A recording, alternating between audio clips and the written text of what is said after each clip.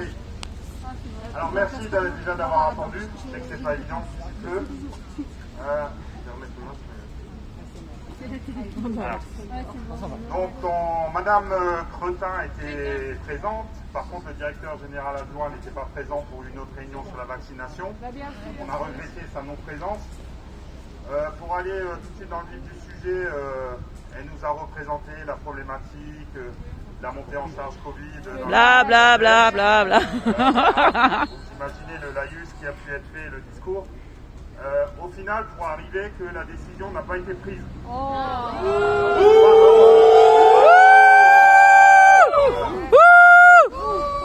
Du coup, parce qu'on l'a quand même bien malmené, hein, que ce soit tout le monde.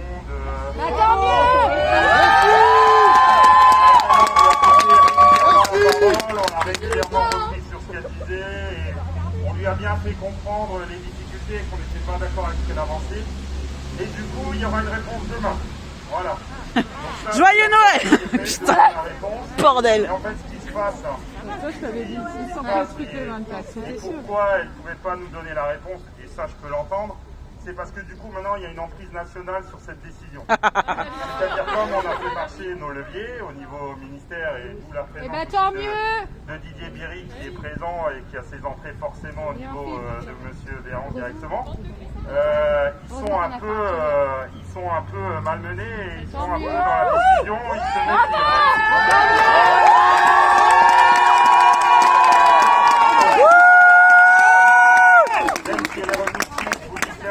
Mercredi dernier, vos écoles étaient fermées au 4 janvier. Voilà, c'était la décision qui a été prise, même si aujourd'hui elle dit que c'est pas vrai. Aujourd'hui, on est à 50-50. Et en fait, la décision va se faire cet après-midi et elle nous la communiquera demain.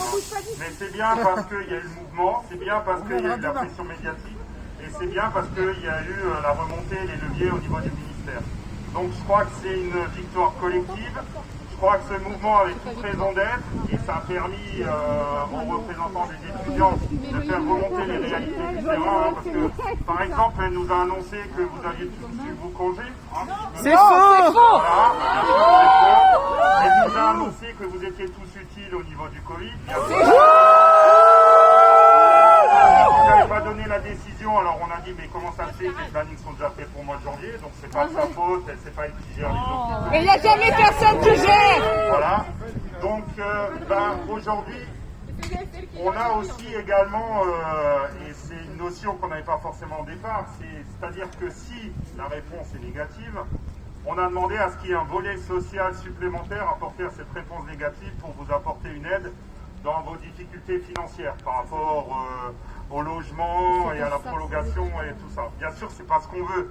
Mais si vous voulez, on a anticipé parce que si elle donne pas une décision, On sera là le 4. Hein. C'est bien parce qu'elle n'est pas prise. C'est pas compliqué, on viendra ici et pas dans les hôpitaux. On a bien compris, elle veut maintenir cette fermeture, mais que la décision, en gros, ne lui appartient plus. Voilà. Et la décision, elle va tomber du ministère et je pense que c'est eux, moi je me trompe, hein, qui vont arbitrer la décision et donc la décision, on l'aura demain. Mais effectivement, si elle revient négative, on a bien appuyé sur le fait qu'il y a un volet social qui vous permette de vous apporter des solutions par rapport à vos engagements financiers, vos crédits financiers dus à votre formation. Voilà, je passe la parole à mes collègues et je vous remercie en tout cas d'être présents et de faire du bruit.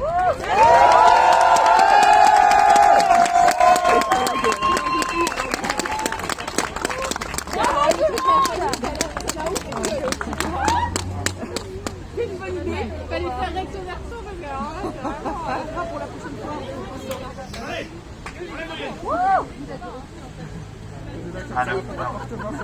Je suis pas doué pour ça. Donc en fait, à savoir, comme disait Christian, c'est que le fait d'être mobilisé injustement pour justement ajuster la variable horaire au niveau des CH a été évoqué. Ils nous ont dit que c'était pas forcément le souhait au départ parce que nous étions là pour renforcer, parce que nous étions des professionnels déjà formés. Alors la réponse qui leur a été apportée, c'est que parmi nous, des gens sont en continuité de formation et n'ont jamais vraiment eu à gérer de service en continu, et que les spécialistes que nous sommes en train de devenir étaient toujours en cours d'apprentissage et avaient besoin d'avoir un socle de formation solide et concret pour pouvoir assurer des soins de qualité auprès des patients que nous aurons à prendre en charge dans les années futures. La problématique d'être mobilisé pour les fêtes a été poser aussi, pour dire que nous n'étions pas là pour être que de la petite main d'œuvre. Le volet social a été longuement demandé parce que pour chacun ça a un impact financier, pour les autofinancements, pour les gens qui sont même en formation professionnelle, sur des projets de vie, ça a été relevé. La réponse qui nous est revenue et qui nous a étonné, c'est que l'ARS aurait demandé aux différents établissements d'être équitables et de prendre en compte les besoins de chacun et de faire en sorte que nous soyons ménagés. Donc la réponse a été que malheureusement ce n'était pas du tout le cas et que nous étions bien mis à contribution et que nous espérions que justement l'ensemble des professionnels de santé pourraient être mobilisés sur les vagues successives et pas forcément les infirmiers spécialisés. Nous ne pouvons pas être les premières lignes par tout temps et j'en perds mes mots tellement j'étais un petit peu agacé. Mais il faut faire en sorte que nous ne soyons pas que cette variation d'ajustement. En fait. Voilà. Merci à vous.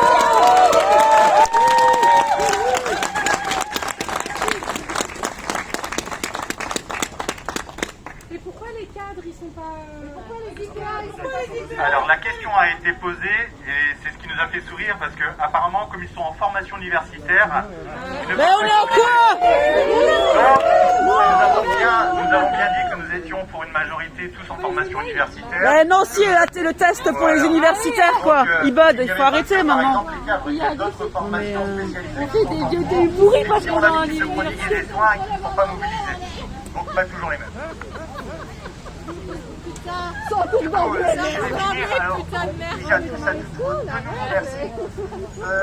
Sur la chose sur laquelle on peut être plus ou moins satisfait, je dirais c'est qu'au départ, mercredi dernier, comme l'a signalé Christian, c'était définitif, on devait prolonger jusqu'à mi-février, hein, c'est tout ce que nos directeurs des différentes écoles de spécialité, donc quand je lui ai soulevé lui dire qu'on l'avait appris, donc tous et toutes, elle a dit que normalement la décision n'avait pas été prise et que donc ils avaient outrepassé leurs droits en nous annonçant éventuellement. Mais bien sûr, fermeture.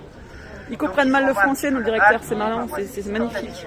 Donc aujourd'hui, comme on a bien signifié, on est à 50-50. Alors on ne vous cache pas qu'on aurait préféré avoir une réponse, je dirais ferme et définitive de sa part sur la réouverture le 4 janvier. Elle a écouté nos arguments.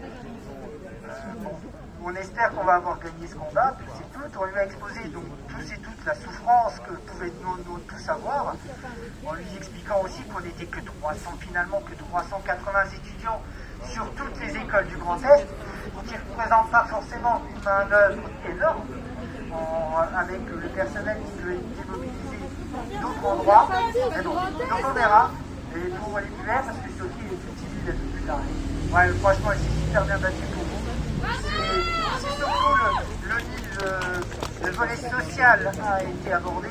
C'est surtout par rapport donc, à la précarité dans laquelle nous sommes trouvés l'ensemble des étudiants PUR. Et puis finalement, elle va vous dire un petit mot. Mais merci à tous.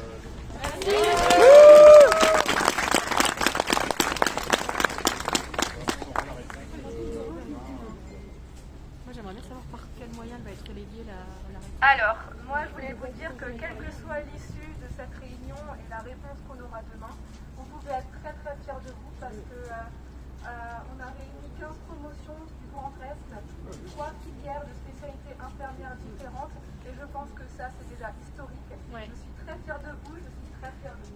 Bravo!